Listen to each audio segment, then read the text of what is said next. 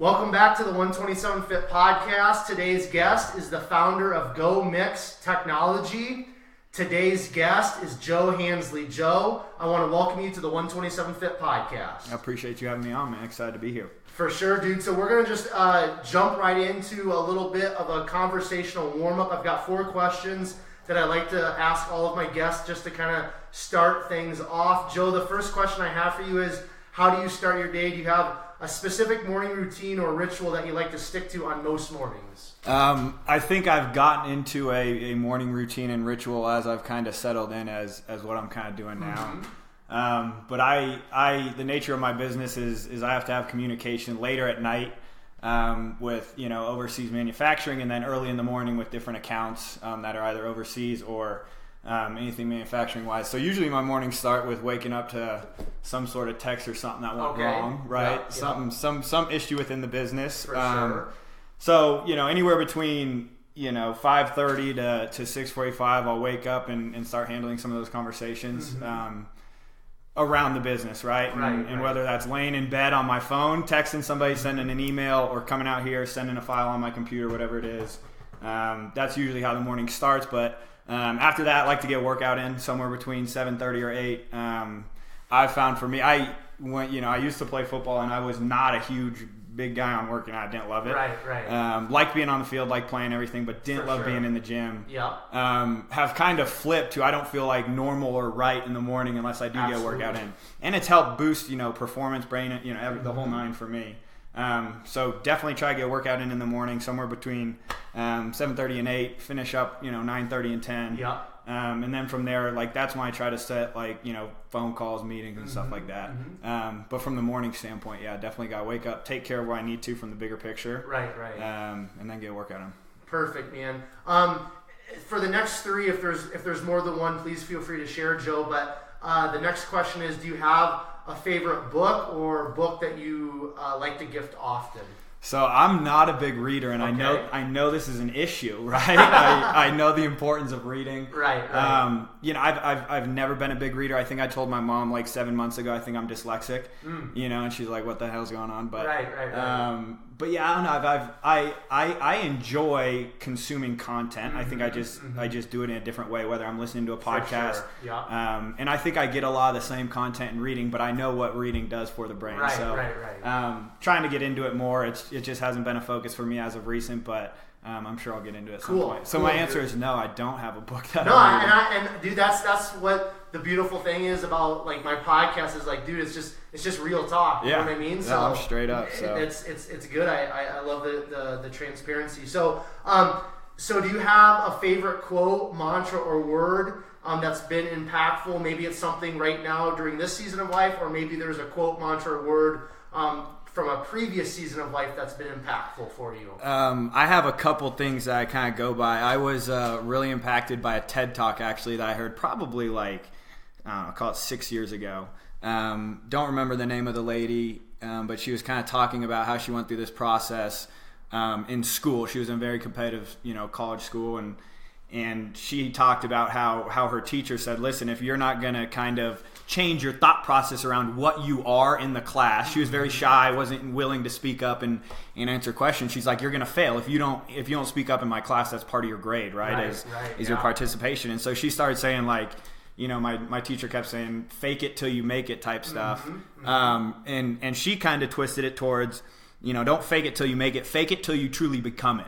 And at that point, you're not really faking it anymore. You become what you wanted to be by the trait of that thought process. So I definitely try to think that way. If I'm not the person I want to be, or if I don't see myself as, I don't like to say qualified, but everyone has doubts about anything they're going to go through, regardless of how much you try to control that. For sure. And so just putting my mind around, it's. I can be that. It's just getting to that process and taking the steps of feeling uncomfortable, to get there. For sure. And then the other one is I'm a big guy on who I surround myself with. Didn't used to have that thought process, but kind of, had some life events and whatnot that, just taught me different things about how important it is for those, a lot of people say 5 people, 7 people, whatever it is. Yeah. I think it really, really is true, because it's easy to fall into, good or bad, it's easy to fall into, traps if you For feel sure. comfortable around certain Yeah, yeah. So I want to branch off from that just a little bit, like the fake it until you become it. Mm-hmm. How important, as you're kind of beginning to really, step into kind of the entrepreneurship, that starting your own business world, things like that. How important have you found it to really have your mindset in the right place on a day-to-day basis? Extremely. Right. My whole thought process kind of transitioned once I got, kind of cut from the NFL, and my whole life, right, is taking a different path. But like I had no clue what the hell I was doing from a business standpoint. Right. I had a business partner reach out when I was, essentially coaching football after I got released, and he was like, "Let's start a business." And I'm sitting there not happy with what I'm doing. I'm like, let's roll with it. For sure. And then from there, it's just, it's for me, it's been, you better figure out a way to take care of it, right? If you don't know how to do something, figure out a way how to do it, and then don't ever put yourself, or don't ever project yourself as something you're not, but something that you don't feel you have the capability to do. Like, right. There was multiple times where I was in conversations with, whether it was a CEO of a big company or pitching our product, whatever it was, where I did not know what they were asking. From a bigger business standpoint, I'm not gonna act like I went to Harvard Business School and learned all these terms and around supply chain and the whole nine. I've come to learn so much in the last 2 years of trying to start my business. But it's just I think there's a difference between like confidence and different types of confidence, and I truly think if you're really confident in something, it's not that it's going to be successful. It's more so I'm confident enough to try and to put everything towards it. But the idea around like, I know it's going to happen. There's a lot of people who say, I know this would happen, but they're not willing to put $100 towards it. Right. So until you're willing to actually take the steps towards it, I don't think you're confident about something. Yeah, I love that. So I've just tried to put myself more in that mindset, because I had no clue what the hell I was doing. Right. So I want to touch on this a little bit, because that fake it until you become it. Like all of us have different fears. We have different insecurities, anxieties, and things like that. But when you're like we'll get into kind of like your football career and stuff. But it's like you play football, you play sports from a very young age. And it's like, dude, you know the language. It becomes almost second nature, right? For sure. But then it's like, and there's like a comfort of like, okay, when I step on the football field, there's always room to grow, but like I'm very competent when I step on the football field. There's like that confidence. There's that comfort, right? But then once you kind of step out of being like an athlete, where you get kind of all the accolades, you get the pats on the back. It's kind of been your whole life, and you're stepping into like this new arena, so to speak. Did you really struggle then? Because you said like you'd be in these meetings trying to pitch your product, and these people would be kind of maybe talking over your head a little bit, because it's like they're using all this business terminology. It's like, dude, like I have no clue. So was it really, really tough for you kind of in that beginning phase of things to kind of like be really uncomfortable and not knowing where you're at? So how did you kind of work through that and handle that? Because I'm assuming being an athlete, you were very comfortable being an athlete, but then that identity was something that you had to kind of set to the side and step into the business world. So how did you kind of like internally work through being so uncomfortable and really not knowing much in the sense of that business world? Yeah, and I think you hit it right on the head. Like I went from being as comfortable as I could be, not a situation that I was in from a game standpoint, practice around certain people where I didn't feel like I was the dude. You know what I'm saying? Yeah. And I don't think I lost that going in, but I think transitioning to the business world, but it was definitely like, holy shit, you know, like some of these things are definitely going over my head. Like let's tell it like it is. I have a communications degree from Colorado State. I've always known like where I'm going to get in life and whatever it's going to be is based off of who I am as a person and who I meet and project myself as and really who I surround myself as or with versus having some fancy degree. I'm not saying there's anything wrong with that. I'm just saying that's been my path. But yeah, man, I think what I did is tried to feed myself as much positivity as possible around whether it's listening to like a guy like Gary Vee, which I like certain things about him, with all these different call them motivational speakers or influencers. Try to consume content that's going to, push me to not give up and give me more confidence in myself. Because there's always people preaching about like, hey, what, you are, call it good enough, or you see somebody in a video that tells a story about a situation where they were uncomfortable and it turned out to be some, big success for them, and kind of taking a look at those people and being like, what's the difference between them and me? And it's really nothing, right? Everyone's a normal person to start. Absolutely. Everyone started somewhere, and then eventually, boom, they did it. And I like that. And the reality is I think none of those people waited for the Super Bowl to play like the Super Bowl. You know what I'm saying? When they didn't have the following, when they didn't have people piping them up about the content they're putting out, saying, you know what, I believe in what you're saying, they were still putting it out. Absolutely. They were playing all 16 games, they were practicing, and then all of a sudden, they scored in the Super Bowl and they got the accolades. So I think it's making sure your mindset is right around, I am going to be uncomfortable. Right. That's normal. It's going to be good for me. You got to push through those uncomforts. That's the only way you're going to grow as a person in general. Absolutely. So taking any opportunity, is, and I in my opinion, honestly lucked out with one of my other business partners who's just a rock star, right? There's not, I listened to him on the phone with the big CEO, and I'm like, there definitely ain't nothing different between me and him. We grew up in the same town, right? I, great friends with him now, much bigger relationship than just business partners. But you hear him, I hear him talk on the phone certain things, and I'm like, ain't nobody got it figured out, right? I don't care what you did. At some point, you had, you seized an opportunity, you got to where you were, but they're, everyone's still a person. So I love it, man. That's good. Okay, so let's get back into the final question here in regards to the warm up, and I'm going to assume you probably got more than one. So again, just share as many as you want. But do you have a favorite or most listened to podcast? How I built this. Yep. Obviously, being an entrepreneur, trying to relate my story to different stories that they've had. That was one of the other pieces of content that I just consistently fed myself when I was going through, the harder growing pains of feeling uncomfortable starting a business. Yeah, and it's, you know how it is. It's not easy to put yourself out there and say, hey, like, I think this is cool. What about you guys? Right. And a lot of people get shit on for it, but those are not the people you should pay attention to, obviously. For sure. But yeah, and then I listened to the Joe Rogan Experience. Cool.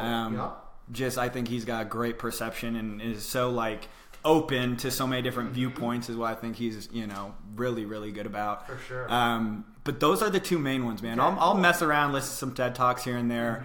I'm a big Instagram guy, and I follow a lot of different like influential pages, positivity pages, different people doing stuff in the business world. Yeah. Cocky people who think they're doing it all right. People who are completely open. So I don't know. I try to get a broad spectrum of different content coming in and try to assess it for myself. Cool. Yeah. Let's touch on IG because there's I love Instagram. If it wasn't for Instagram, like this podcast wouldn't be in existence. I love social media. Instagram's awesome. Yeah, it's good, dude. If you use it the right way, it's awesome. Man. I really do. I don't know why so many people hate on social media. I feel like, dude, if you use it for good, man, is it a powerful tool? It's because if you're hating on it, you're scared to put something out there, right? Go, or or you're doing less. It's one of the two. You're either scared to put out what you want, or you're doing less, and you're gonna hate on somebody that's doing more. Yeah. So in regards to Instagram, who are a couple people that you kind of follow on there? Are you like Ed Milet, Grant Cardone, all of them. I like Grant Cardone. So I love that guy. I like his style. He tells it like it is. He doesn't care, man. I respect anybody who can commit to something and tell it like it is. Yeah. And he's like the epitome of like, listen, I'm not going to try to make everyone like me. If you like me in this, and he has call it a large following, but he has a big backing around people who like who he is. He has a bunch of people who hate him, but he doesn't give a fuck. It's like he gets results. That's the thing, man. It's like, dude, you can hate on Grant Cardone as much as you want, or any of these like big influential people on social media, but like, dude, like you can't deny success. No, he's changed the game. Cardone. He's doing it. He's preaching it and he's doing it. I think the best thing about him and why I like watching him is because he thinks huge. Absolutely, dude. Like massive, right? He's like, I don't want 10X, man. I don't want a real estate company. He's like, I want a company that does everything in every industry in the world. Like he's eventually gonna probably sell jets, right? Like the dude is just he's next level, and he's obviously smart. Like you can pull so many things around how he gets around tax breaks. He'll tell stories, and but yeah, I think I consume a good amount of content around people like him. Yeah. But I think I do my best to not just take something and run with it, but assess how it relates to me, and then what I actually think about what they're putting out there. I think too many people put people on a pedestal around, hey, you're qualified to do this, and now I'm not because you're there and I'm here. Yeah, great point. So I love that. Yeah, no, I like Gary Vee. I think it's hilarious how sometimes he's like, you're 16 years old, say fuck your parents and get out of the house. Like it's unrealistic in my opinion, but like around positivity and being incredibly, optimistic, but having a sense of reality and he's mindset wise, I think he's onto something. Again, dude, like he's projected some shit though. Yeah. Like back in 2010, he's like, "This is gonna pop, this is gonna pop, this is gonna pop," and he has around social media. He has videos on it, and it's just like, it's like he's time traveling. So he obviously there is credibility to him. He is qualified in those things. Sweet, man. Thanks for sharing that. All right, so let's dig in a little bit, Joe, to your backstory. Kind of, if you don't mind sharing with myself and listeners. Where did you grow up? I'm assuming probably sports was a big part of your childhood, but talk about the sports, extracurricular activities. Maybe if there was something that happened when you were younger that was maybe like something that shifted your life a little bit. Let's just dig in a little bit. Talk about those younger years. So where did you grow up? What did the childhood look like? So I grew up in Highlands Ranch, Colorado, suburb just south of Denver here, about 30 minutes. Yep. Honestly, had it really, really good. I'm extremely blessed and grateful to anyone who's been to Highlands Ranch knows it's it's a nice place. Absolutely. You have the families who their parents are making $50 a year, and they're comfortable but they're definitely on the lower end because there's kiddo CEO making whatever it is. Right. So you kind of see not a broad spectrum of people. It's a very white demographic, and there's more of a Caucasian look, but you'll see a different line as far as how people are growing up. Of course, yeah. A lot of snobby, entitled people, but I was extremely, lucky. My parents did a good job raising me, and we did fine, but nothing was ever like given to me. My dad, call him a hard ass, call him whatever, like was very much like, you're going to work for what you want. That's awesome. Should have listened to him more. He'll probably end up listening to this. But yeah, no, he pushed me hard. My mom, there wasn't anything that like I never got that I needed. So I was extremely lucky. I have two sisters. Both of them are married. One lives in Texas now. One's in North Carolina. Cool. Niece, nephew with the one in Texas, and we got another little kiddo on the way with them. So that's awesome. But yeah, really, really fortunate for where I grew up. A lot of opportunity. There's not anyone that, if you need to get in contact with somebody from that town, they call it the bubble. Right. Everyone kind of knows who's who in that. And yeah, if you need to get in contact, there's definitely opportunity. That's cool. As long as you can put yourself out there and take the risk, you can make some runs from knowing people there. Sure. So let's talk about sports. I mean, we're going to get into football specifically, post high school and all that, but did you start playing football at a pretty young age? I'm sure you probably played all the sports that you could. What did that scene kind of look like when you were younger? Yeah, no, sports were me growing up. Like in high school, people probably called me a cocky jock, whatever it is. Yeah. But when I was younger, my dad played college football. My grandpa played college football. Cool. My grandpa played pro for a little bit. So it was something that I grew up around, right? My dad's a sports guy, and I was in helmets when I was 3 years old, running around in the backyard. Love it. So that's definitely, I grew up playing sports. Everyone knew me as an athlete. Was good when I was little, really good. 6th, 7th, 8th grade, kind of had some people take over, and I think at that time, whether I knew it or not, I still had the mindset of I wasn't consistently thinking I'm so much better than those guys. I was just thinking all I need is the opportunity, right? And that's what happened in high school. I was on a really good little league team. We had 9 dudes go D1. Wow. We kicked ass. Jeez. Yeah, we would roll dudes. That's crazy. And I was the only one from that team that went to one of the high schools. Some of the guys stayed together. Some of the better players split off. And then in high school, everything kind of just clicked for me from a football standpoint. And yeah, it was that was one of the things that came naturally. And I worked hard, right? But could I have worked harder? 100%. Yeah. Should I have worked harder? 100%. Right. But yeah, it was easy. It was natural, and I felt comfortable. Yeah. I won Gatorade player of the year for Colorado my senior year. Awesome. Wasn't really highly recruited or nothing. I'm a small little white guy. Yeah, I barely got tackled in high school and still couldn't, grab an offer. I had a few, but eventually took a scholarship to Colorado State. And, okay, cool. And that's what it was. But yeah, I played every sport in the book growing up, but like tennis, golf, even not the sporty sports. In high school, I played lacrosse. Was probably better at lacrosse than I was at football. Really? Okay. Yeah, but I was more of like I want 60,000 people watching me, not the 3,000. Right. So I want to just touch on kind of like the sports scene, specifically being a football player. I played football in high school, 1 year of college, and like wherever you go, specifically like high school, college, like most of the time, like the football players are very well known. You're kind of like the big guys on campus, right? Specifically, especially when you get to college. But let's just focus on kind of like high school. Was football and athletics, was that Joe's like full identity during those years, or was there anything else outside that? Because I know for me, all I cared about when I was growing up was sports. I went to school because I had to, got like a 3.2 GPA, did whatever I had to do to stay eligible, stuff like that. But outside of like sports and like lifting weights, which was specifically for sports, like I didn't care about like really anybody or anything else. Was that something similar that you experienced or not? Yes, from like being, constructual things, like good things that I cared about, absolutely. Did I care about girls and partying too much in high school? Absolutely. Right. But yeah, man, like that was my identity. And I think throughout high school, I was I'll call it now cocky, right? I wasn't truly confident. I knew like I was better than people at sports and whatnot, and I still, had the mindset around like I haven't really done anything yet, right? I was still pushing myself. But yeah, like my persona was I was better than everyone else, and I know for a fact I was criticized for it.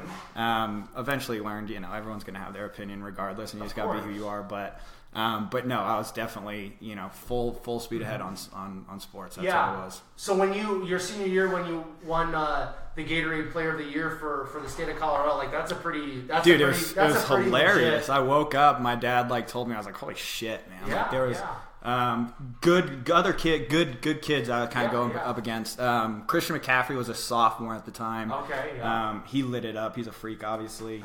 Dude, he's like in the MVP race right now. He should win the MVP. It's bullshit. He got snubbed for the Heisman when he was coming out. At Stanford. Because he's from where did he play? He's from Castle Rock. He went to Valor High School, which is in Hounds Ranch. It's less than a mile from my high school. Oh, okay. Are you guys big rivals then? Those two schools? So Valor is a private school. When I was in high school, it was it was just starting, so it was like 2 and 3A. Oh, okay. And then they quickly got up to 5A. But I mean, you could call it a rival now. I'm not huge in as far as like paying attention to that stuff. I work with kids with the private training stuff that I do, but but yeah, I mean, it was, you could call it a rival, I guess. Same area. So when you found out that you won Gatorade Player of the Year, I mean, was it kind of like a shock, but then after that, was it like, I mean, that had to bolster kind of that confidence and that arrogance, right? I mean, I don't think walk us through that a little bit, because that's huge, man. I don't think it was a shock to me. I think I knew from a numbers standpoint, like what I did that year, I feel like I should have won it and I deserved it. But like big picture thing, I had the wrong perception when I was younger around like what's possible. Like it was more like why me versus why not me. Okay. And that's one of the things I've kind of switched my mindset around. It's helped me a ton. But yeah, I just didn't think it could really happen to me, and it did. It was cool, but yeah, it was probably definitely fed my ego. Okay. At that point in time. All right. So you already mentioned you went to Colorado State. Is that correct? Yep. So talk about a little bit. You go from winning this prestigious award, Gatorade Player of the Year for the state of Colorado, and then you mentioned you didn't get highly recruited. So for you, mentally, what was that like? I mean, was that really tough for you, or did that kind of put a chip on your shoulder? Talk a little bit about that process of not getting recruited as much as maybe you thought you would or you wanted. I think when I was in high school, I was more of I just want a scholarship. Sorry, this might ruin it. It's okay. No, it's all good. He's good. I think it was like I know I'm good enough to play D1 at what level, at which school, you know, uncertain of how confident I was. But once I got to college and like saw, you know, hey, you're Mr. So-and-so recruit from Texas and all that stuff, I was like y'all are really the same, you know, like you're still a high school athlete. So there's definitely levels to it. And you know, you get to the higher SEC schools, whatever it is, those dudes are different, man. Right. Those are different cats. But yeah, no, it definitely put a chip on my shoulder. But once I played as a freshman, had some success. I scored my first game miraculously, and then all of a sudden from there I was worth something, right? Like I was something special because I was So, it was all good stuff. It was a good experience. Cool. So you go to Colorado State. And you just mentioned that you scored in your first game. Now you played receiver in high school. Did you also play then receiver at State? I played running back in high school. Oh, okay. Yeah, cool. So I got the ball all the time in high school, but I couldn't played running back in college, like no chance. Right. Did some different, you know, wildcat specialty stuff, but not like I wasn't gonna carry it 30 times a game. Right. So I played slot receiver. And had some success my freshman year. Never was like a great college football player. I was just more consistent. You know, I was more savvy. I wasn't a freak athlete, right? I wasn't big, fast, and strong, but I was, you know, I think I was just good at football. For sure. And then you get like Christian McCaffrey's really good at football, but he's a freak of nature athlete, right? Of course. Like you get guys like Julio Jones who are hatched from an egg, and it's like, okay, like that dude's going to be better than everyone else. And then you pair it with him being really good at receiver, like the game of football, it's game over. Right? And that's when you get MVP type guys. Yeah. So no, I managed, and I was good. I was never great. So like college overall, was that like a pretty? Did you enjoy college? Like, I mean, was it a pretty awesome experience? I loved it. I loved it. I loved Fort Collins. Hold on, I'll just. All right, so so college was a pretty fun experience for you. Just explain a little bit outside of like the football. I mean, I'm sure the party scene was probably pretty good. I mean, it was a blast. What was the studies like? Did you just do what you had to do basically, or what was that picture? So yeah, going in like in high school, I got good grades, like not great grades, but I was like my parents like, yo, if you get a C, I'm gonna beat your ass. Like that's not okay, right? So in high school, I don't know, probably finished with like a 3.2. But then in college, like I was not a school kid. I didn't love school. I would suck at taking tests. I would have to do the homework, do it good. I'd do all the school, you know, all the group work. Like I'd have to get a good grade because I'd bomb the final or I'd bomb the test, even if I studied for it. Like, you know, and honestly, that was one of the problems with my mindset. We'll talk about that. But yeah, it was a blast, man. I mean, from a study standpoint, I was a communications major, which is a joke of a degree, especially at Colorado State. And like, nothing against any of the teachers up there. We didn't learn shit. The classes were stupid. My dad was really pissed at me. He wanted me to be a business major. He's like, you know, my dad's very like, get a job, you know, help or start growing equity in a house, or you know, lower risk, traditional, because he was very successful growing up and killed it doing it, and that was just how things were back then. And I just didn't have, you know, that mindset. Anyways, he wanted me to be a business major. I originally was, and I think I got like a C+, and I needed a B- in business calc. Okay. And so I that was my freshman year, and then that summer you stay up at school and take classes in the summer to help your workload.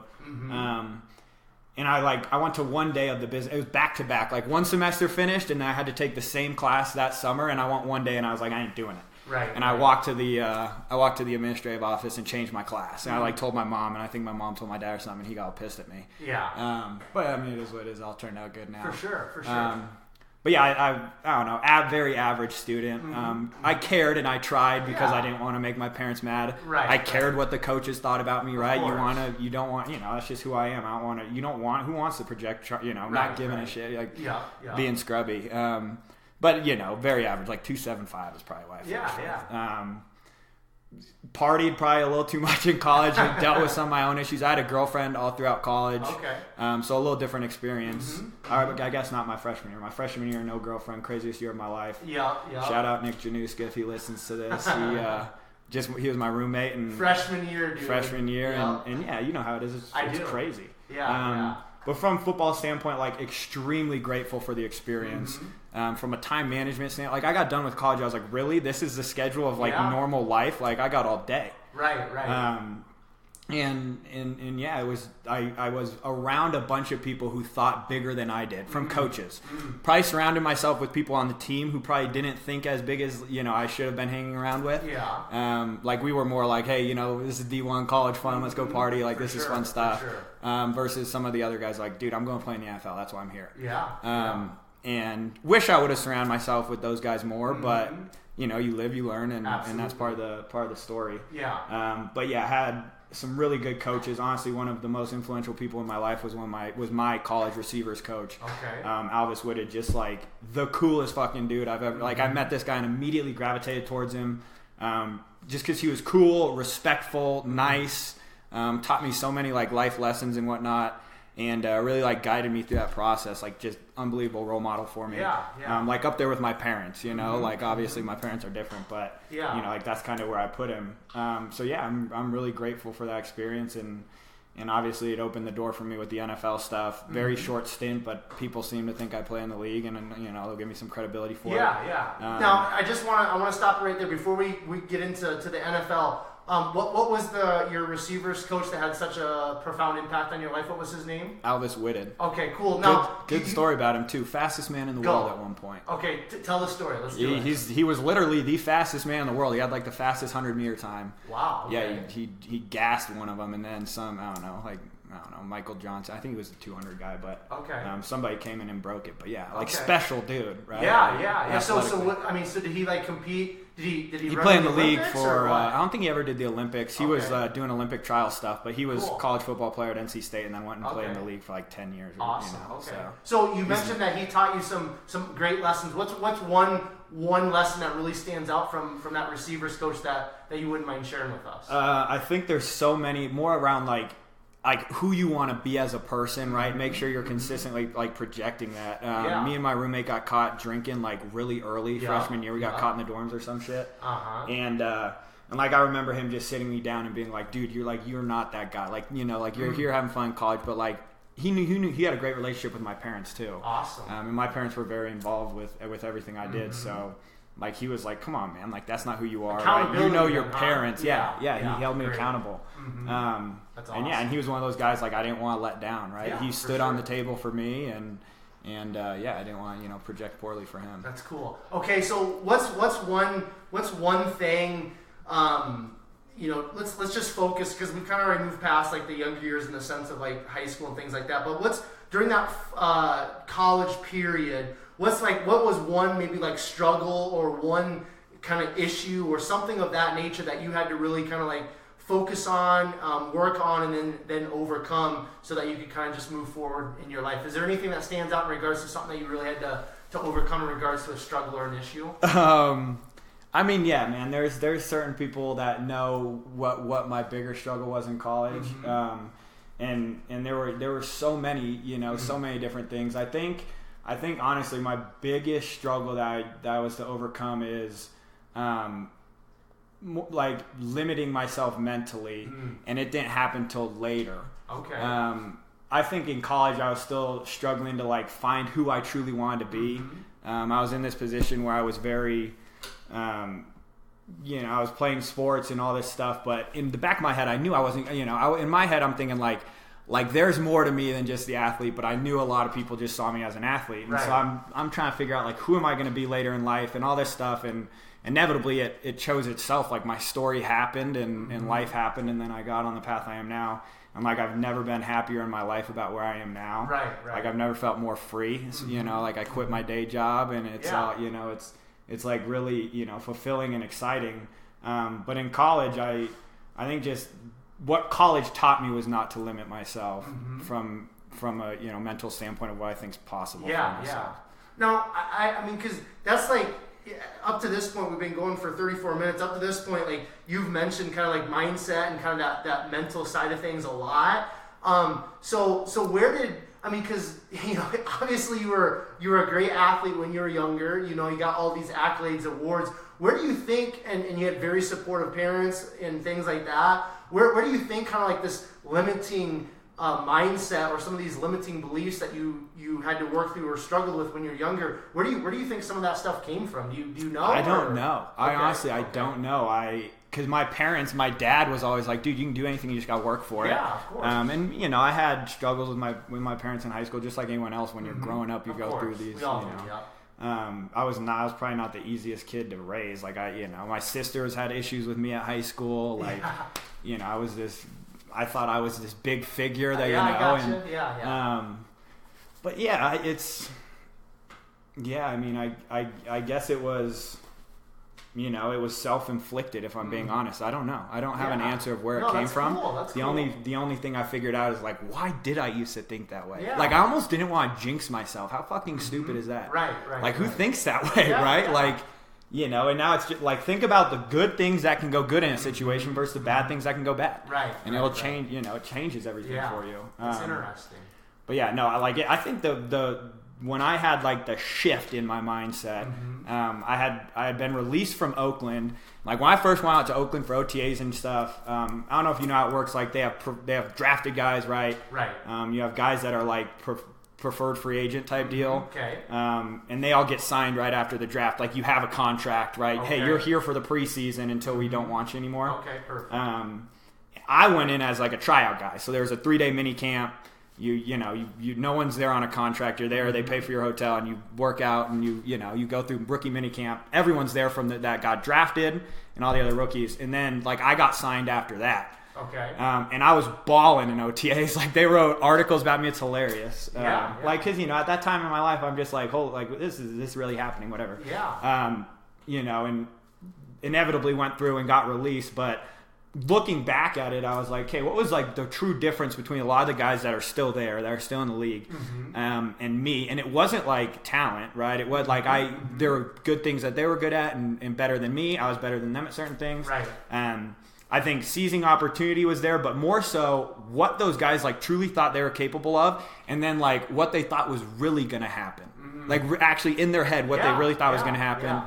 I don't know if you're like big on the law of attraction stuff. I'm not. I am, dude. Absolutely. I like it, right? I'm not huge on it. I just don't think you should sit there and be like, I need a BMW. Like that's not what it is, right? But in their head, in the reality for a lot of those guys is like there is no other option, you know? Absolutely. And so, but that's a big reason as what I saw is like they knew they were going to play in the NFL, right? I always had that thing in the back of my head, like, is really like it'd be cool, right? Yeah, I know I can play, for but sure. Is that like what I'm going to do? Like I know I could from a talent standpoint, and like, can you go play? Sure. And I think that's true for a ton of guys. Absolutely. There's so many more dudes that could play in the league that don't. And it's, you know, they don't get their grades right. They make a mistake. They don't play well in a game, and they miss an opportunity. You know, people cap themselves. They can't get out of their own head just because they're on a certain stage. But you get them in practice. It's like, dude, you're the best player I've ever seen in my life. And I've seen guys like that. It's crazy. Or they can't, you know, people smoke pot in college and get kicked out. There's all sorts of shit. Right. But yeah, I think that's when my mindset shifted. I was like, okay, first of all, I'm like, I'm not, you know, any different or better for making it there, but it's a different thing that other people can't say. And so more so it was like, I did get to that level. Yes. Why didn't I succeed? Now, what am I going to do?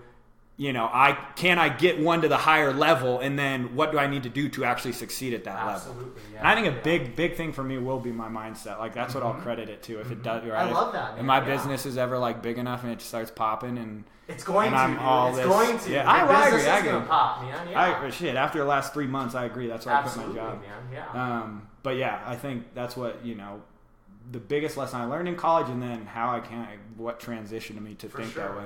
So just because listeners that are going to be listening to this, they're not going to maybe know who you are and your story fully. So you mentioned Oakland, so you're talking about the Oakland Raiders. I can pick it up from when I got released.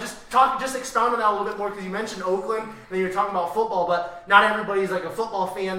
They're not knowing that you're talking about the Oakland Raiders in the NFL. So just touch on that just for a couple minutes if you don't mind. That's kind of where my story transitioned into what I'm doing now. Perfect. Finished school, graduated, went through pro day and all that. End of the season in college, I didn't know if I was going to try for the pros. Okay. Ended up getting the opportunity with Oakland. Went through, got released, preseason. Yep. Never signed. It's 53-man roster. Never signed at 53. I was signed on the 90-man. Yep. Made a little money, nothing serious. Yep. And then I was pretty much done with football at that point. I waited around for like 3-4 weeks in my head. I was like, okay, if I get picked up, I'll go. I was a little beat up.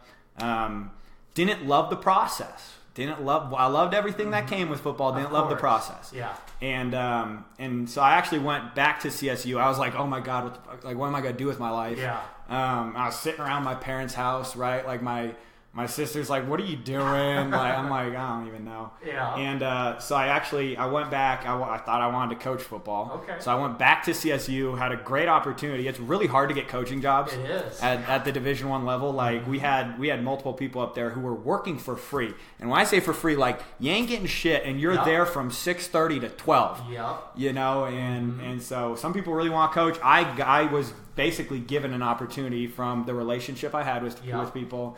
I was a quality control coach, so you know I was up in the booth reading coverage. I had the headset on. It was fun as hell, like getting to compete and all that. But you know, I found myself at 10 o'clock at night, like, yo, I gotta go. I want to go home. Man. Yeah. I want to go home. And the head coach and everyone else is sitting there like, I want to watch film.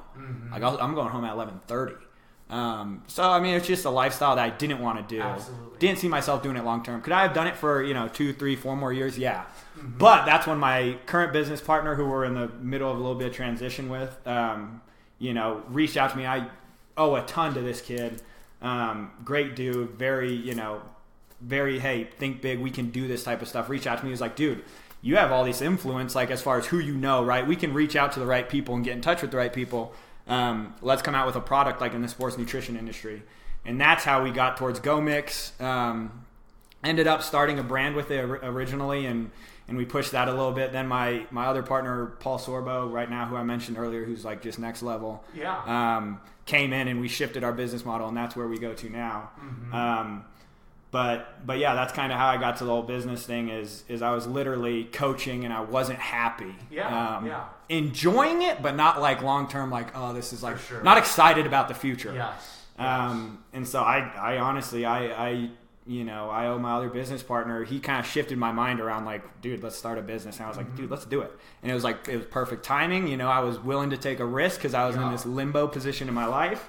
And we ran with it, and I had no clue what the hell I was doing. He had some expertise in some social media marketing and different stuff like that. But inevitably, we shifted the business model to what we're doing now, and it's just been completely different and tenfold from what we were doing.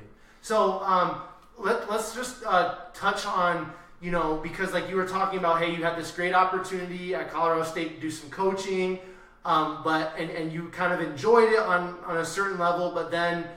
You're like, hey, like I really truly wasn't happy. I couldn't see myself maybe past 2 or 3 years doing this. Yeah. So just share with the listeners, Joe, a little bit, like, because a lot of times in life, we are highly influenced by our parents. We're highly influenced by other people, and we're kind of on some level forced for a lot of our years, especially when we were younger, to kind of go down a certain path or a certain route.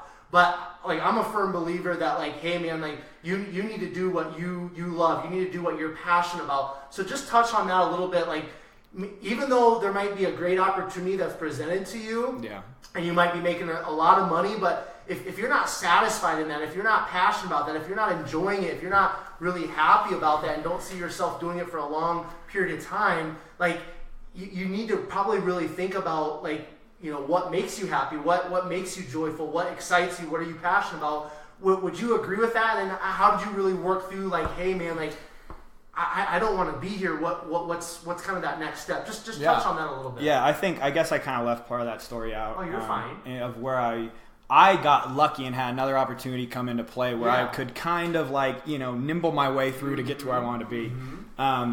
But tons of uncertainty, right? When you're just starting anything new. Right. But I guess really what happened was I was, not loving what I was doing.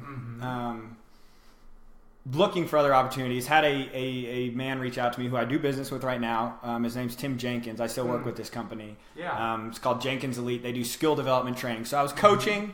I had somebody, wanting to start a business with me, and so I'm sitting there like, hey, how can I find more freedom to be able to pursue something that I want to get to? It wasn't like drop everything and let's run with this thing. I think I was good about trying to make sure I didn't put myself in a position where I was going to be struggling so much that I couldn't be happy as a person. Because I'm with you, like happiness, you chase the happiness over the money. I don't care if you're jet skiing, if you're doing it alone, it ain't fucking fun. Right. Go do it for a day. Might be fun. Next day you're gonna be like, this sucks. Right. I'm out here alone. Nobody cares about me, and you're not gonna be happy as a person. So, I think I was lucky to the point where I could keep myself happy throughout the whole process of getting to where I wanted to be now, which was inevitably not having to, have somebody else determine what my schedule is, what I'm going to do that day, how I'm going to work the whole nine. Yep. But it's, that I remember telling myself when I took the job with Jenkins Elite, I was at a coaching convention out in Nashville. And he had offered me an opportunity, and he said, hey, we'll pay you this, this, and this. You don't make shit, when you're a GA or a QC. So it was, I think I ended up making more money taking that opportunity. But big picture of something, it was a step back from what I could have been. I would have been 2-3 years, probably would have had a coaching job at AA as a position coach. A couple years after that, I'm D1 or whatever it is. And that was strictly because of the people I was around at Colorado State. Absolutely. But I took the opportunity. I remember specifically saying, like, you are gonna be uncomfortable. You're the perception of what you're doing right now is taking a step back. No one wants to be up here making this. And even if the money's not in it, like what you look like of what you're doing, right? You're a college coach, and now you're doing private lesson, one-on-one training with a kid who can't tie his sneakers, right? It's that's what I think I struggled with the most. And I just remember saying, like, dude, just go with it. Like, who cares what the other people think, right? Regardless, you're going to be happier as a person, right? Me personally. But it was something that I struggled with around, like, is this the right thing? Yada, yada, yada. Ended up being one of the best decisions I ever made.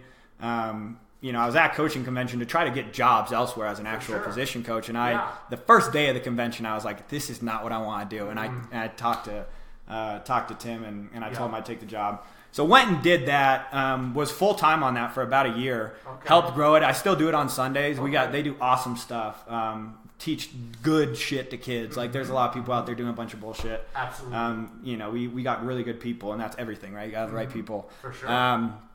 Anyways, all within the last 3 months, I got through those growing pains. In the last 3 months is when I had the opportunity to do what I wanted, and I took a step back from the Jenkins Elite. I said, hey, I can't do private lessons anymore. I was doing those through the week. So now I just do that on Sundays because I enjoy being around the kids. I get fulfillment around it. And I like, it's sports. I still like being around sports. Of course. But the reason I stepped away from that was my business was starting to get better. And I needed to be able to be on my phone more, if I'm being honest. When I was doing lessons, I couldn't be on my phone. And I had another opportunity with some guys I played with. They were doing real estate acquisition for a car wash. They're trying to scale out. And so they needed, a sales guy to come in and help implement and do grand openings and all this stuff. Company ended up being a complete joke. There's definitely levels to people. I don't care if you're making $30 million, you suck at running a business, and that's what I figured out. So didn't like the people I was around. Was a good opportunity. I learned a bunch about car washes. Like, I know the numbers and the model now. Inevitably, I'll probably own a car wash because they're cash cows. Like, for sure, they roll. But quit that, thank God, a month and a half ago. But yeah, so within the last 3 months, I went from like doing one thing full time with the Jenkins Elite stuff, and I was happy, and I was doing fine. I had free time, like, to work on my business and all that. But it wasn't what I wanted to do long term, and I was very transparent when I started the gig that I was going to inevitably start my own business. I was at the time, and eventually, that's going to be my focus.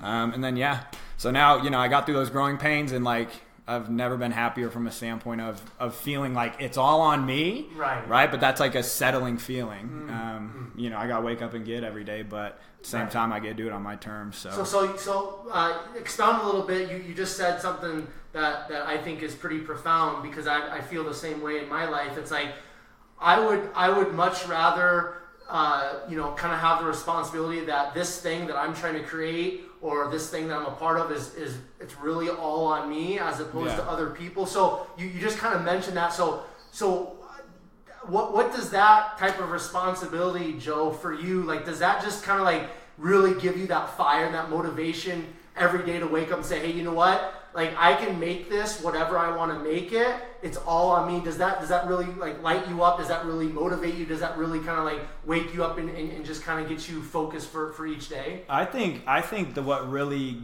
keeps me going is like the good things that happen of like seeing where it can go. Okay. Right? Like every day, I told my mom this the other day, like my life is an absolute shit show from when I wake up to like noon. And I'm dealing with issues, something went wrong, and then boom, like we either get an order or something good happens. We're going to beat a deadline, whatever it is. And like, it's like, okay, everything's going on. That's like entrepreneurship in general. Absolutely. But I think to like get to that, you have to be okay with kind of taking the step back and starting at the bottom, one, to even start it, but even throughout that whole process, you can't care what people think. I know for a fact, like, some people might still think my business is stupid, regardless of what it is. Like, I know for some of my best friends, like they didn't say it, but you can just tell. Absolutely. Right? Yeah. No one's oblivious, and that's the harder things, whether you had an ego like me or you're shy and just like uncomfortable and not like very, front foot forward in general. You're going to deal with criticism, and you just got to be, really no one really cares. No one really cares. That's but right. Like some people just have, the need to kind of throw something out there to act a certain way, but they're usually not doing shit. Absolutely, I think once you realize that and you can kind of get through those growing pains of like, hey, whether it's a year or 5 years, it might be 4 months, but like the uncomfort from transitioning from something you're good at, comfortable with, I have this money, I'm making, but I'm not happy, transitioning to the happiness, but having to struggle with all those other things. And yeah, at times you're gonna be like, this is way worse, right? Like I don't have money to pay for this or whatever it is. I know. You're like, what the hell did I do? Right? This is way worse. Right. And I think I was good. I was good about not putting myself in that position. And my mom helped me a lot. I'm like, Mom, I want to quit my job. Like, once we get this order, I'm quitting my job. And she's like, dude, chill out. Like, you know how long it's going to take? Like, the nature of our business is our sales cycle's long in the whole nine. Yeah. And so inevitably, I think the car wash pushed me to do it, but I had some other stuff set up where I could be completely on my own. And yeah, so it's just all part of the story, and it all ends up working out. You just got to keep going. Like too many people have one little roadblock, and they're like, oh my God, that person doesn't think it's going to work, or they said no, like it's not going to work. And it's just like, that's not the case. We've had, when I was trying to get this thing rolling, the biggest problem with our business was we didn't have anybody to fill our pouches and fill the packaging. And shit, we probably talked to like 15 different manufacturers that were like, you can't do this, right? You can't do this. And we were like, yeah, whatever, okay, you can't do it. Yeah. We'll find somebody else who wants the business. Absolutely. There's always a way. And we had a custom machine made. Somebody was willing to see it as an opportunity. And, probably right after that guy who said nobody can fill this, some other guy was like, I'll find a machine that can. So it all worked out good to where it is. And yeah, like I, haven't made it by any means, right? I have, and I don't have shit figured out. Constantly learning, but like in the right direction. I know I'm trying to like surround myself with the right things and the right people. I love it. So it's exciting, man. I like, it is, like I do have like every day I have some juice because I know like the things to come. But there's definitely been growing pains and there's been struggles. I hear you, dude. Yeah, I mean, like I just quit my job, my teaching job. You got the regular paycheck. You've got the retirement funds. It's the security. You feel comfortable. You got the security, right? But it's like, dude, like now, like the last going on 2 months is like, there's like no structure like in my life, and like I thrive in structure. I thrive like when as an athlete, right? Basically, the coach is like, okay, do A, B, C, and you'll get D, E, F results, right? And it's very just like, hey, just go by the book, do this, you'll get these results. But like, dude, like this last 2 months, it's been so uncomfortable, but it's been so good because like. But you're pushing. We're pushing. I'm pushing. But that's like you've brought the word uncomfortable up so much, Joe, and it's like that's where growth happens. For sure. In the uncomfortable. So it's so beautiful. Now you've mentioned, kind of like I mentioned in the introduction, the Go Mix technology, and you've kind of referred to it. But what is it? Like, kind of break it down. Like, what is your business right now? What is Go Mix technology? What are you guys trying to do? Just to kind of get into the nitty gritty details. So to kind of just jump into it. So Go Mix technology is a delivery method for powder products. Okay. So essentially for the listeners, it's a spout pouch. If you think of like a Capri Sun, flexible spout pouch packaging. But the spout at the top is the same as like a water bottle, like an Aquafina water bottle, 22 millimeters in diameter. The product itself is the mixing ball inside of the packaging. You put dry powder in there, add water, shake it, drink it. So benefits to the consumer, it's going to be really easy to travel with. It's still convenient, right, from a consuming standpoint. Truly like minimal steps to consume a dry powder. Okay.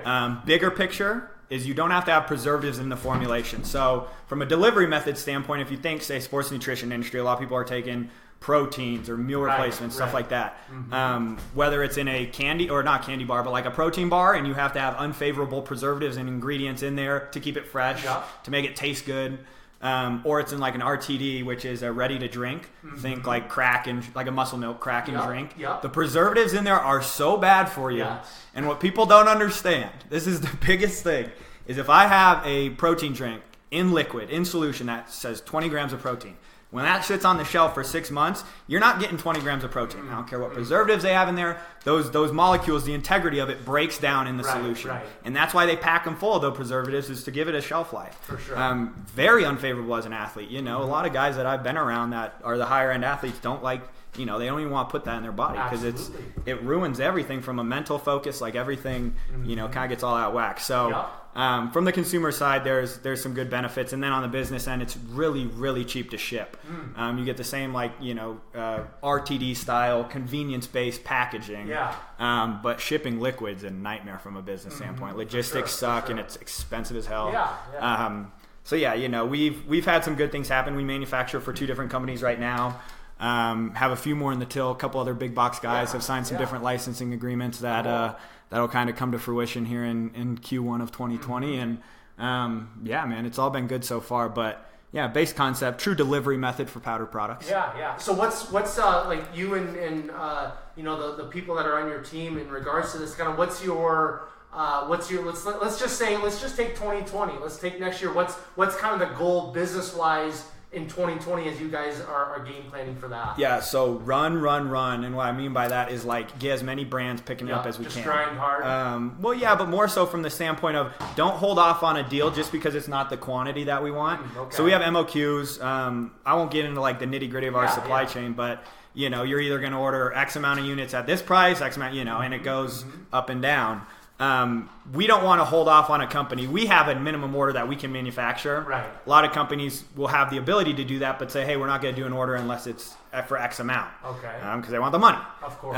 We're in the numbers game of, hey, if you're a brand and you want to pick it up, you know, if you can meet our minimum order from what we can manufacture feasibly, you know, we'll do it for you. And we're trying to run with a lot of different brands. We've had a lot of people ask for exclusivity.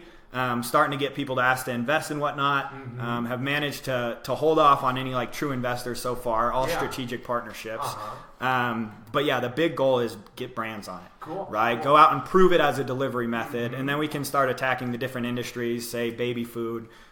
You know, we're going to be big in the health and wellness and nutrition space, but beauty around, you know, beauty, skin and nails, you can use different collagen formulas and powder.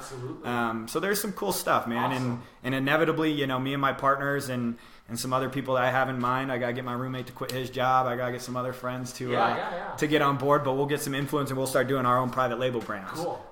So yeah, a lot of opportunity with it. And yeah, I mean, there's a lot of excitement behind it. So it's been good. So let's. I want to touch on to kind of bring it back to kind of where we were at in the beginning in regards to like social media, things like that. How important has social media been up to this point to kind of like get you know more eyes on your product or just kind of like get your product out there? And if it hasn't been a huge part up to this point, are you guys planning to maybe like make a big push in regards to maybe Instagram, getting some like Instagram influencers on board? What does the social media aspect of growing this business specifically look like for you guys? Yeah, so this business specifically, obviously social media is going to be like huge for anybody, right? If you're not doing it, you're going to fall behind. It was much bigger for our previous model trying to bring out a brand. So we were specifically going to say, listen, like I have a patent on the on the packaging with an agitator inside, kind of whole nine. And so we were originally thinking, hey, we're just going to be the only ones to be able to do this. We'll come out with a brand. Everyone's going to want it, right? I'm sitting here in my head like this is the greatest thing since sliced bread. Everyone's going to want it. We throw out a brand. Nobody gives a fuck, and we're sitting there like, okay, like, and a big thing was I understand the social end, right? I understand influence. I understand what you need to do as far as implementing processes. I was very poor at implementing them and running with them. You have to be very diligent. You know how it is. You're posting every day. If you're not, you're getting left behind. Consistency. That was one of the things my other business partners was, more so needed to bring in on play, and he's busy doing other stuff. He had other businesses, and that's inevitably why we're splitting. But but didn't execute on that end. Would have been huge back then. Now we're on such more of the B2B realm. We need to do big campaigns around how protein kind of erodes in liquid and big projects on social media. Right. But as far as consistently posting and all that, we need to, obviously, otherwise you're becoming irrelevant. But in my opinion, I'll probably get criticized for this. I don't think it's as important for our model right now as it would be if we had a consumer brand trying to sell product. Of course, I think the beauty of social media is you can get eyeballs quick, you can get a click funnel through, and you can get people to the buying page fast, and that's a consumer-based project or consumer product right there. Yeah. I'm selling to CEOs, and our sales cycle's 4 months. We get them samples of the powder and the packaging that are clear. Then we'll do some printed samples if they want them. Like the bigger companies that test in distribution, there's a bigger process to the whole thing. Right. So, it's not so much of like, hey, I'm an owner of a powder company. I saw that packaging on this social media ad. Right. Our sales process is a little bit different, but from a marketing standpoint, we can definitely capitalize on it by getting those bigger picture things out to the consumer. Hey, lack of preservatives, the convenience around how easy it is to consume it. Yeah. You're actually going to get your 20 grams of protein versus the 16 you'll probably going to get when it sits in liquid. Like, people don't know that stuff. Yeah. I had no clue. Yeah. I started this thing I didn't even know. And then my business partner, he's like, well, dude, we got to start telling people this. And I'm like, that's true? I'm like, wait, that's true? And he's like, yeah, but the reality is, that's probably a $300,000 marketing campaign if we actually want to make an influence and impact. For sure. And we'll definitely get there. There's not a doubt in my mind. But I'm not pleased by any means with where we're at from a social standpoint. But we've got plans to get certain people in place and help, which will be good. Now I want to touch on, because again, going kind of back to the beginning, we mentioned Grant Cardone, and he's like known as like the sales king, right? Yeah. So when you kind of stepped into where you're at today with the Go Mix technology and things like that, were you kind of like did you kind of have like a natural sales knack, or kind of that sales and kind of giving the pitches, was that something that you kind of had to work on, and are you still working on it? What does that look like? Because if you're going to go in and you've got this new product and you're going to try to sell it to like a CEO of a legit nutrition company or what have you, like you've got to have that confidence that you had on the football field, for sure, and probably borderline some of that arrogance. Otherwise, they're just going to be like, dude, get out of here, right? So sure. Was sales something kind of a natural thing you had, or is it something that you've really had to work on, and are you going to continue to work on it? Of obviously continuing, trying to evolve and become better at it. But I think I naturally had the personality to be good at sales. Okay. I can communicate with people. Yes. I can make people feel comfortable in a conversation. I can relate. The people when you talk to them and they're like, dude, you're making this awkward as shit because of how you're answering back to my questions. That's something you could have bit your tongue on. Yeah. We have our 3 minutes and we get out, and me and you don't walk out of here like, what the hell was that? So I think I had the personality and like understanding around how to communicate and interact with people, but I definitely didn't have the push that I needed. And that's what I learned from PJ, my business partner, is, he's on the phone and he's like, I know exactly what's going on with our business, but how he presents it's not lying by any means, right? No one from a sales standpoint is lying, but it's making sure you're pitching what you can do like the best way possible. So like people ask all the time. I never say no. If somebody asks about something manufactured, like I never say no. It's like, I'll let me figure out. Maybe not, but like most likely, yeah. Let me figure out though.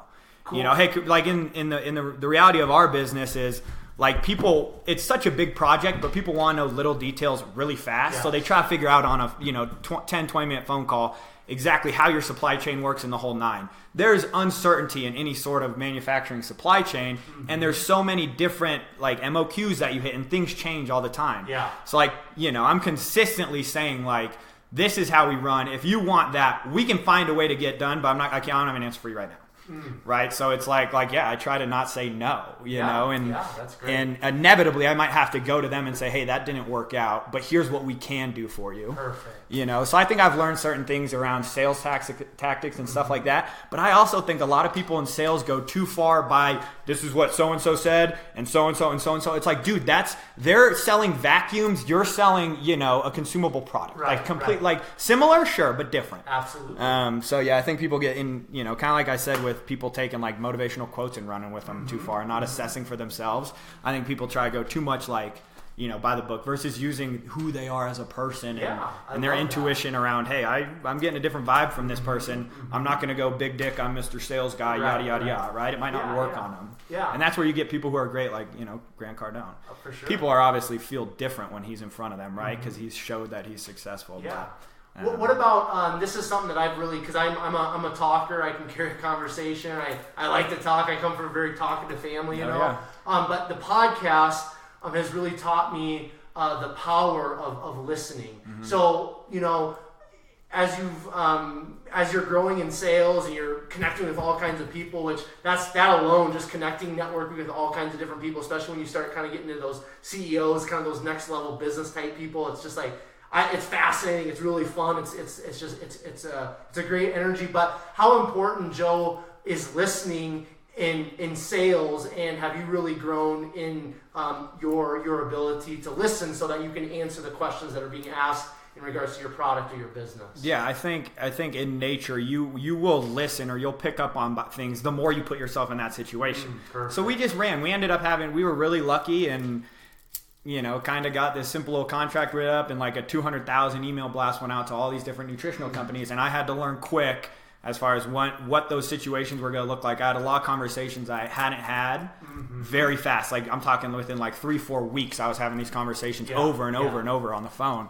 But being able to listen from that standpoint, obviously, but more so like being able to listen, not necessarily with my ears, but absorb the feedback on the product. We did that well when I was pushing the brand. Now we could kind of make those tweaks before letting somebody else put their brand and their product inside of it. Right. But yeah, I mean, listening is so important. If I ever want to learn anything in general, I have to be open to it first. Yes. Like listening without a purpose, who cares, right? Like, I hear what you're saying, but if I'm not open to what it is, that's completely different. Right. Like and that's completely on you, and you don't know if somebody else is going to be, receiving to what you say. Right. Listening, I try to be very open. Me and my business partner have a great relationship, but like listening to feedback, and just and asking those questions around, hey, I need to hear you tell me what you have issues with. Yeah. You got to communicate that stuff. Your business is business, right? I'm not going to get sensitive and all that stuff. You got a problem, say something. Yeah. If you don't bitch about it later. Yeah. So even listening in that way, I think is important, obviously, too. Cool. All right, so we've been going over an hour, so we're gonna kind of move towards the finish line here. I just want to touch on a few more things here. A question that I want to ask you that I had written down before I got here today is what's something, Joe, you've changed your mind on in, let's say, 2019? So maybe something that you thought was the truth, or something you thought was real, or something you thought was like, this is the way it is, but through your experiences, let's just say in 2019, you've changed kind of your mindset, you've changed the way that you think about a certain situation or something just in general. Like honest answer, like literally everything. I feel like every day, like I evolve as far as not figuring anything out. Right, I'll never have anything figured out, but like taking a step towards understanding. But honestly, probably the biggest thing is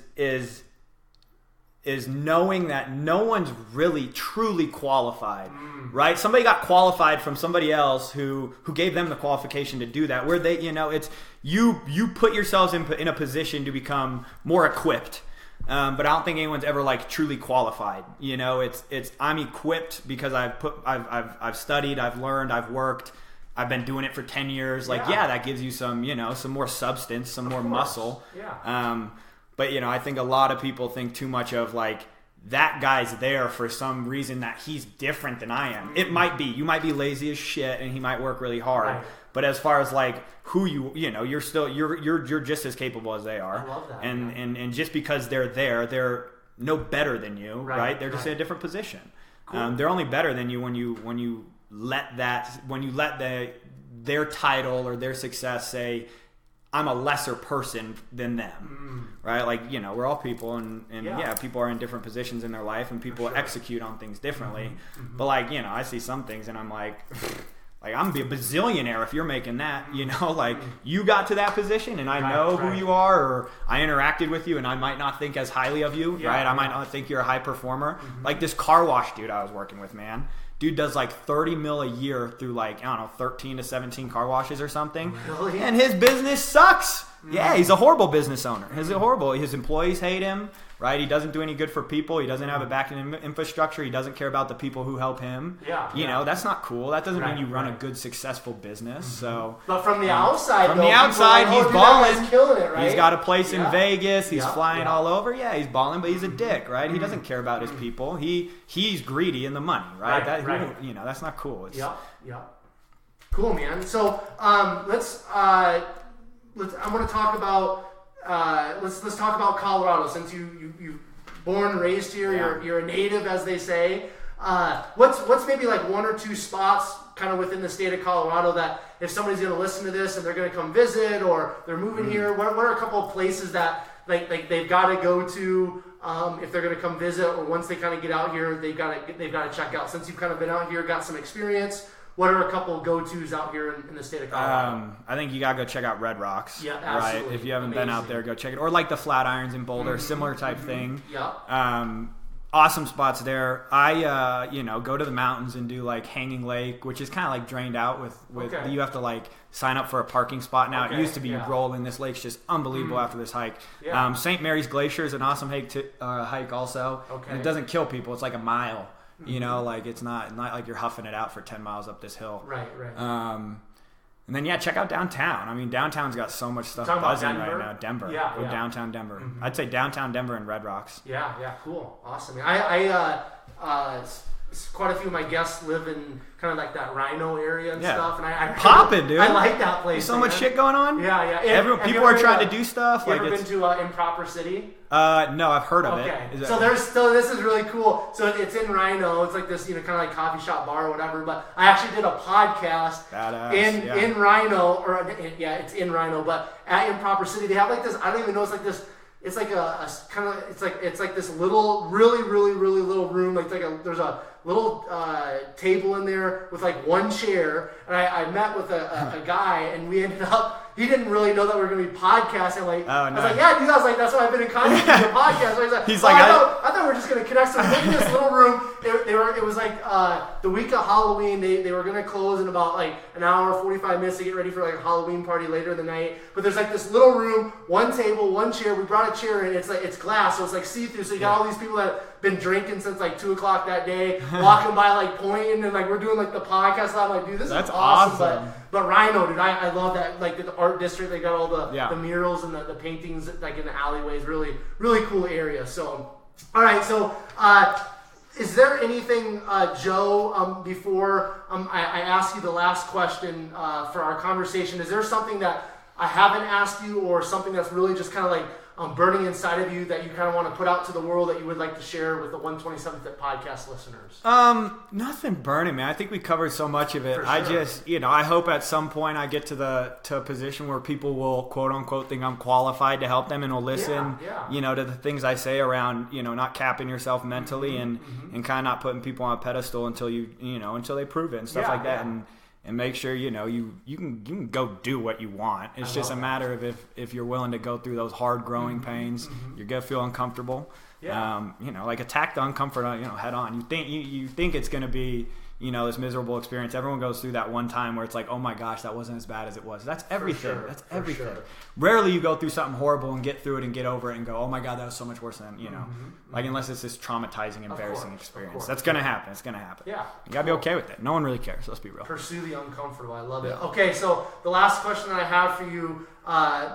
What do you want? And we're both very young dudes, so sometimes it's kind of hard to think about this. But what do you want your legacy to be, or what do you really want to be remembered for? Let's say in like 5 years, man, something happens and you're not here anymore. Like, what would you want people to say? Like, when they think of Joe, like what would you want people to kind of think about or say about you when your time's up? Definitely to have been a good person, right? Have had a good heart, good intentions with people. Sure. I think everyone makes mistakes, but for the most part, I think I think humanity has good intentions. But I truly want to be able to help influence younger generations, right, in a positive way. But I want my business to be able to make big impacts.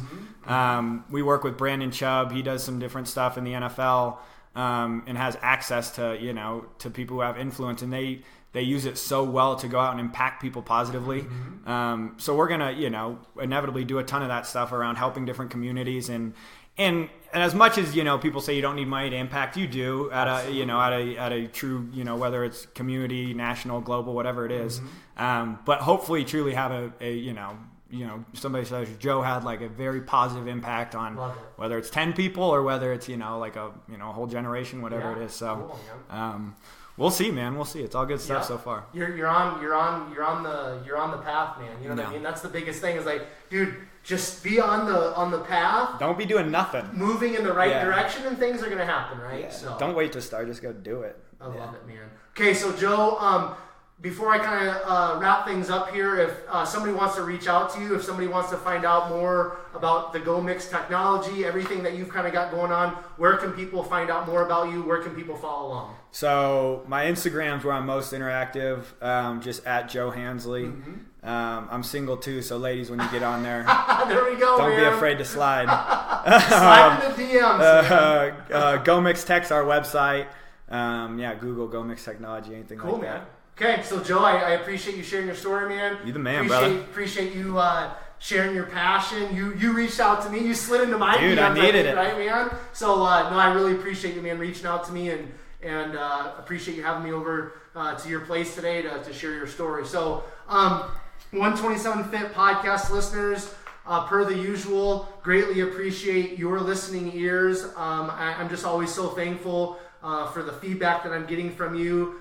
With the content that I'm putting out, with the guests that I'm bringing on, I'm just blown away by you guys just continuing to listen, and again the great feedback that you're giving me and my guests. So if you want to find out more about the guests that I'm bringing on to the podcast, if you would like to find out more about myself, you can find me on Instagram. It's at 127fit. Facebook is at Quentin Vars. LinkedIn is Quentin Vars. If you guys would do me a huge favor and please leave a 5-star rating and review and also subscribe to the podcast, that would be cool. If you would be interested in sponsoring the 127 Fit podcast, that would be super, super cool.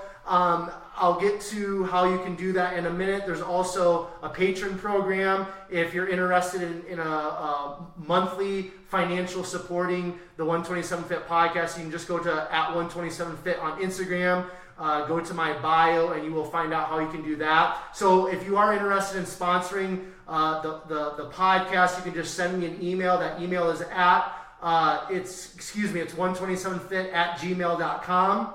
Also, if you think you'd be a great guest, or if you have a friend or an acquaintance that you think would be a great guest or guest for the 127 Fit podcast, you can also send me an email or give the email out one more time. That email is 127fit@gmail.com. And as you're finding great value in a specific episode or episodes of the 127 Fit podcast, if you would please share that episode or episodes on your Facebook and Instagram stories using the hashtag #BeSomeoneToFollow. I would love it. And per the usual, I will leave you guys with Proverbs 24:10, which states, if you faint in the day of adversity, your strength is small. This time until next time, I will catch you guys later.